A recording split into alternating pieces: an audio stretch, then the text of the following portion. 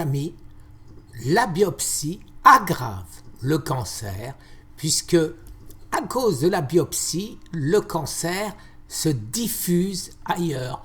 Pour vous donner mon exemple personnel, j'avais 55 qui est passé à 85 après biopsie.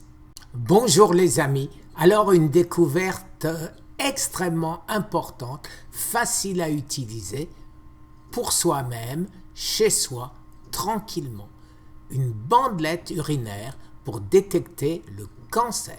Alors comment ça marche? On fait un petit pipi sur une bande urinaire et à ce moment-là, elle vire au bleu si on a un cancer. Plus simple, c'est difficile de faire. Alors actuellement, ce processus fonctionne pour le dépistage de la prostate et du cancer du pancréas, sans processus d'analyse supplémentaire. Alors, est-ce que c'est fiable?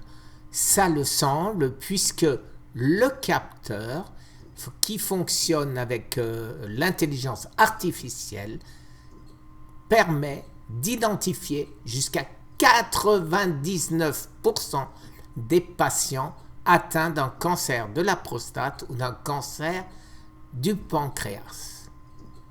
Alors non, ça ne s'arrête pas là, puisqu'une option plus accessible, facilement utilisable, etc., je vous laisse lire, mais les amis, dans le cas de cancers difficiles à diagnostiquer, notamment comme le cancer du pancréas, le capteur apporte une option à forte valeur ajoutée.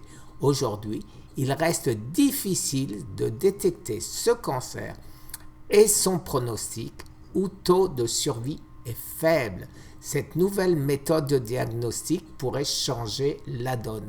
En effet, les cancers du pancréas sont souvent détectés trop tard et de ce fait, l'issue fatale est courante. Mais par contre, vous serez très nombreux à être contents d'apprendre que l'équipe travaille actuellement à élargir cette nouvelle technologie sur bandelette pour d'autres types de cancers, notamment le cancer colorectal et le cancer du poumon.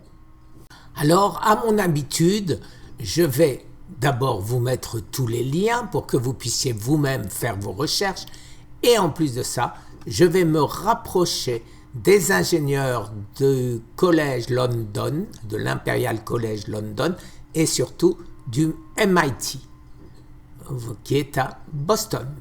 Alors voilà, détecter dans l'urine des protéines tumorales révélatrices de cancer. Une simple réaction chimique. Alors ce texte-là que je vous mets a 3 ans d'âge. Le nouveau est récent. Donc aujourd'hui, la simple bandelette devrait être disponible. Je vais chercher où on peut la trouver et je vais, si je la trouve, vous mettre les liens. Et qui d'autre travaille aussi sur ce dossier, sur ce projet de bandelette? C'est l'hôpital Johns Hopkins. Je vais là aussi essayer de les contacter pour avoir plus d'informations. Merci les amis. Très très bonne journée. Au revoir.